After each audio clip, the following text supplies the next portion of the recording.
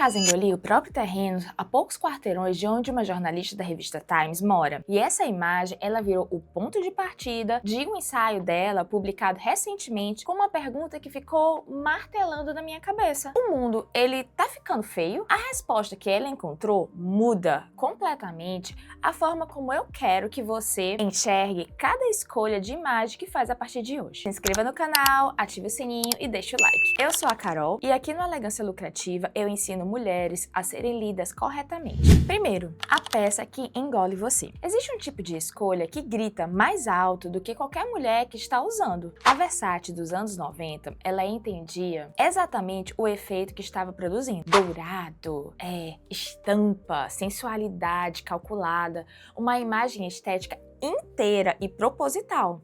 Já Carolyn Bessette Kennedy, ela caminhava na mesma época por Manhattan com peças simples, cabelo discreto, quase nenhum acessório, e ainda assim ela era reconhecida instantaneamente por qualquer pessoa na rua. A pergunta que fica é, quando você chega, as pessoas percebem você ou percebem primeiro tudo aquilo que foi colocado em cima de você? Segundo, o erro de achar que bonito é sinônimo de elegante. Aqui vem uma distinção importante. Feio e vulgar não são a mesma coisa. A Miuccia Prada, ela entendeu isso perfeitamente em 1996, quando ela colocou na passarela marrons estranhos, verdes, pouco atraentes e proporções deliberadamente difíceis. Aquela coleção, ela ficou conhecida como ugly chic, o feio chique. E a intenção era desafiar de propósito a ideia convencional de beleza. Uma coisa, ela pode ser feia e extremamente sofisticada ao mesmo tempo. Do mesmo jeito, uma coisa ela pode ser linda, caríssima e ainda soar vulgar. A vulgaridade, ela começa em outro lugar completamente diferente do preço ou então da beleza. Ela começa quando a necessidade de impacto, ela atropela proporção e contexto. Diga-se de passagem, eu acho o croque muito feio. Poderia se enquadrar aqui, será? Existe ainda outra armadilha escondida aqui, e ela é sutil. Um objeto pode funcionar maravilhosamente quando avaliado sozinho e falhar completamente quando entra em relação com o resto. Uma bolsa, ela fica maravilhosa nessa vitrine, um sapato fica maravilhoso em uma fotografia isolada, um colar brilha sobre veludo dentro de uma loja. Só que a pergunta certa não é isso é bonito, a pergunta certa é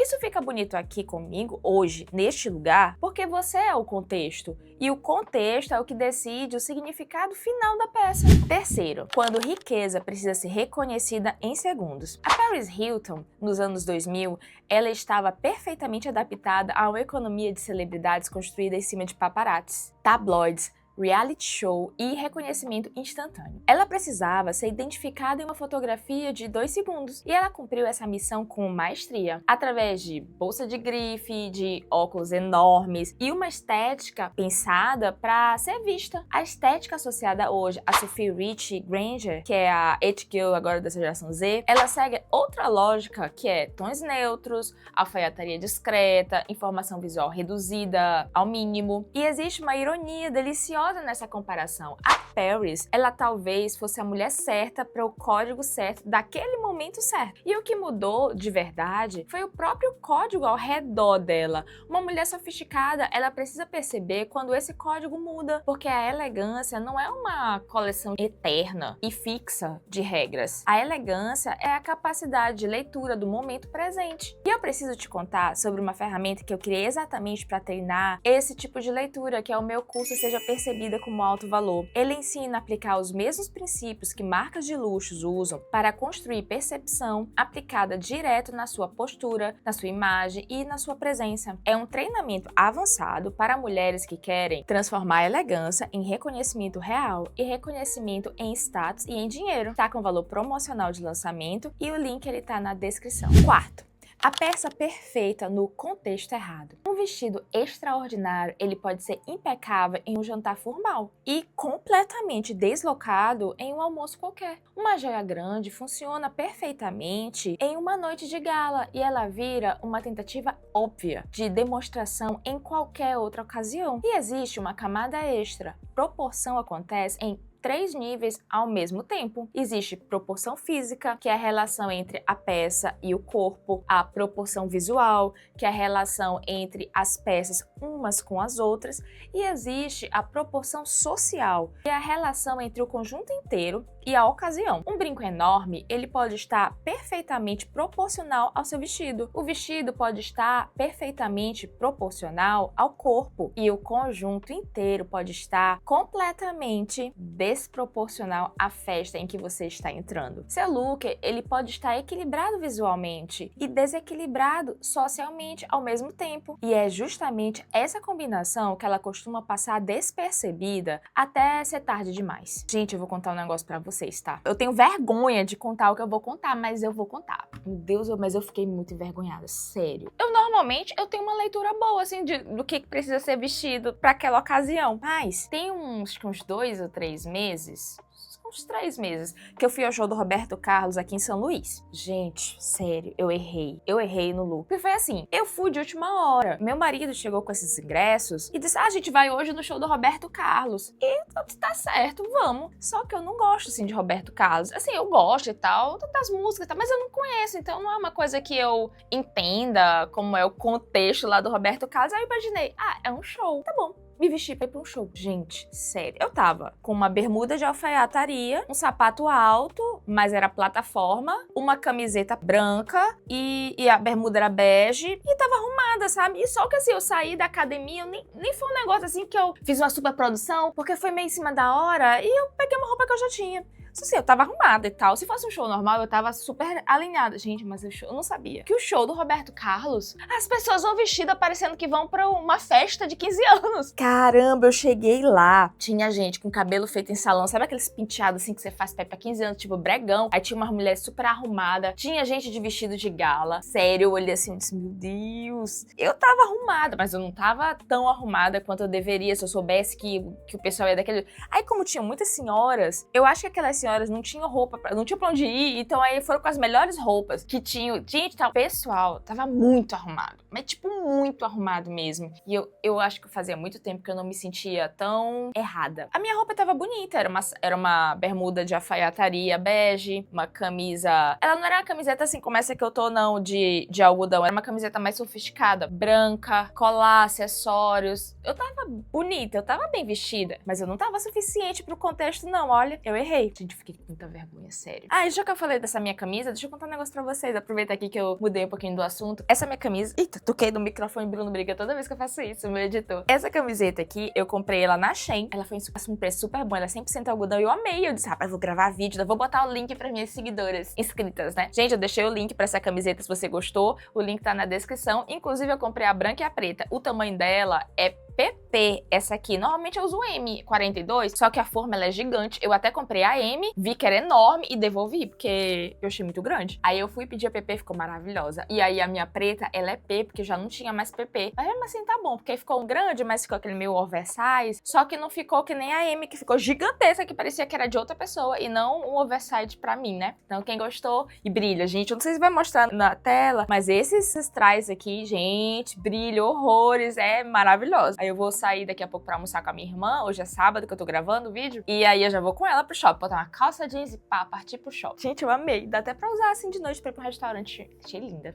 Quinto, quando cada peça é linda, mas o conjunto vira demais. Bolsa statement, sapato statement, brinco statement, decote generoso, estampa forte, maquiagem dramática, unha elaborada, tudo junto, no mesmo look. Separadamente, cada peça, ela pode ser linda de verdade. Juntas, elas competem entre si pelo protagonismo, exatamente como aconteceria em uma sala decorada com 10 móveis tentando ser o centro das atenções ao mesmo tempo e uma parede vermelha. Uma casa grande demais para o próprio terreno produz esse efeito. Um carro construído para parecer agressivo produz esse efeito. Um restaurante decorado para ser fotografado antes de o prato chegar produz o mesmo efeito. O problema aqui não foi o tamanho da casa, foi ela ter engolido o terreno inteiro. O problema jamais foi o tamanho do brinco, foi ele ter engolido você. A Lady Gaga, lembrei aqui no VMA de 2010, ela usou aquele famoso vestido de carne que devia feder horrores, e aquilo era chocante.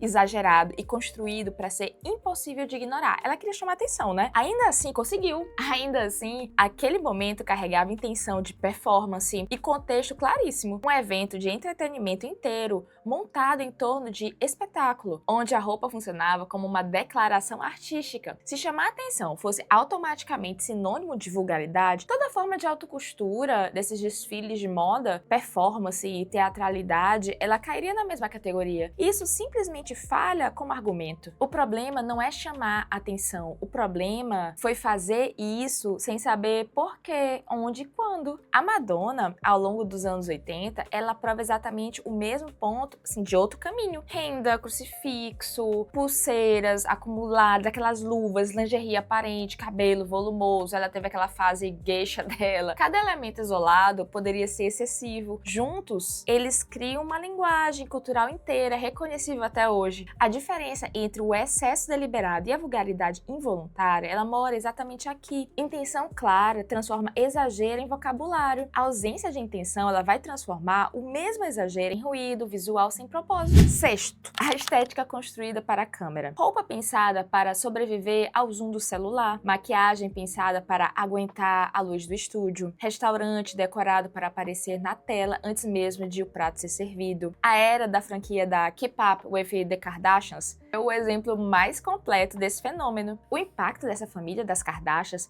sobre contorno, silhueta, iluminação de interiores e linguagem visual da internet é gigantesco. Gente, o bolo da Kylie, acho que foi da Kylie Jenner ou foi da Kendall Jenner, uma das duas, que elas fizeram com gemas, agora viralizou no aniversário delas e agora no meu perfil do meu Instagram só aparecem esses bolos com essas gemas. Gente, eu fiquei pensando, como é que a pessoa come isso, hein? Porque as gemas, elas não se comem. Bruna, bota uma foto desse bolo com essas gemas aqui. Aí olha o trabalheiro, você vai lá, vai servir o bolo, tem que tirar as gemas, a pessoa vai, tem sempre um lerdo na família que vai, acha que aquilo é comestível, aí bota na boca. Não, sério. Aí eu já te lembrei aqui sobre lerdeza ao comer. Eu tenho um amigo meu, pra não falar nome, né? Um amigo meu. Esse meu amigo foi comer fondue pela primeira vez. Gente, que batuta. Aí chegou o fondue, né? E chegou as carnes, chegaram as carnes. Chegou os temperinhos e tal da carne. Gente, de repente. E nada de chegar a panela, né? Aí esse meu amigo contando, Carol, eu achei que aquilo era pra eu comer, né? Será que é cru que nem sushi, assim, será? Aí ele pegou uma carne e pá, botou na boca e comeu. Aí daqui a... Aí não demorou muito, chegou o negócio de coisar e ele lá com o negócio na boca, disse que ele engoliu, disse que jogou fora. Não, disse que engoliu a carne crua. Gente, que doido, né? Então esse impacto das Kardashians, voltando aqui porque eu tava falando, é difícil de classificar esse impacto delas simplesmente como elegante ou vulgar. Tá, é mais ligar, sabe? Mas nem tudo é, porque na verdade perde o ponto principal. O argumento mais interessante vai ser outro. A câmera, ela mudou o padrão do que precisa ser exagerado para ser percebido. A pergunta que fica, que vale ouro, é a seguinte: o que funciona perfeitamente numa tela de 6 polegadas continua funcionando quando alguém está sentado a meio metro de distância de você? A câmera, ela achata tudo. A vida real devolve profundidade, textura, movimento, cheiro, voz, comportamento. Uma imagem, ela sobrevive ao excesso de informação. Uma presença real, ela precisa conviver com ele minutos após minutos. A Dolly Parton, ela entrega o contraponto perfeito para essa discussão inteira. Ela abraça de propósito cabelão enorme, unhas estimativas, brilho, maquiagem forte e curvas evidentes. E faz isso com uma consciência absoluta da própria construção visual dela. A Dolly Parton, ela jamais tenta convencer você de que nasceu parecendo assim. Ela deixa você ver a performance acontecendo ali o tempo real. Isso abre uma distinção fascinante. Exagero assumido soa menos vulgar do que sofisticação desesperadamente performada. Existe uma diferença enorme entre dizer eu sei que isso é teatral e estou me divertindo com isso e precisar que a outra pessoa acredite que aquilo prova seu status.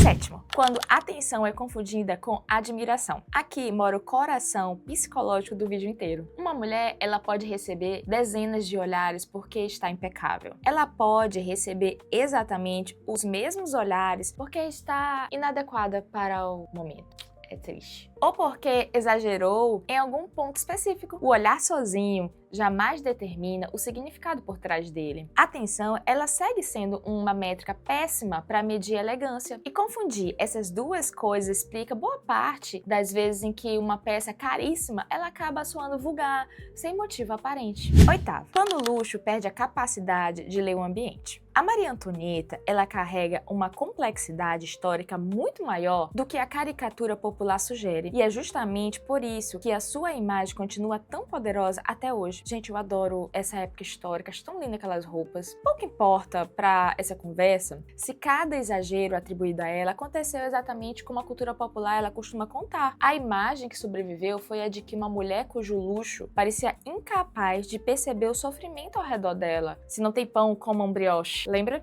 da frase célebre dela? Percepção social funciona segundo uma lógica cruel. Depois que uma imagem ganha determinado significado, a intenção original deixa de importar. Intenção nunca controla a percepção sozinha. Dizer eu jamais quis parecer vulgar não vai alterar automaticamente a leitura de quem está assistindo. Isso conecta direto com a pergunta final, que fecha o design tanto quanto fecha a elegância. Quanto já é suficiente? Bom gosto envolve, em boa parte, a capacidade de perceber o exato momento em que somar deixa de aumentar valor e passa a diluí-lo. Mais um acessório, mais um procedimento estético, mais um logotipo visível, mais um detalhe chamativo. Elegância não significa simplesmente usar menos coisas.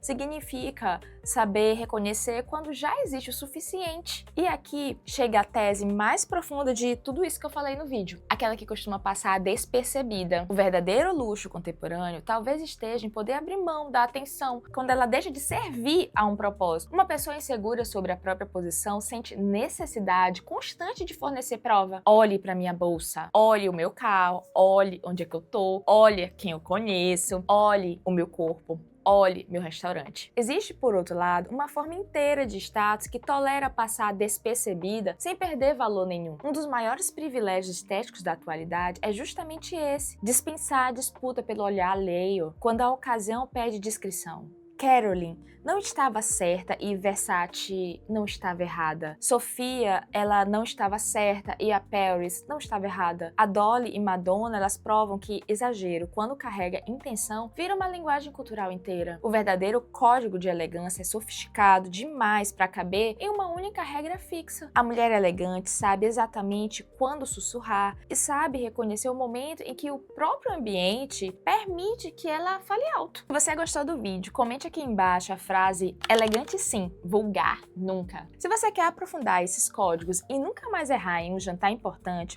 o meu livro digital Etiqueta à Mesa para Nunca Passar Vergonha está com valor promocional e o link ele tá na descrição. Até o próximo vídeo.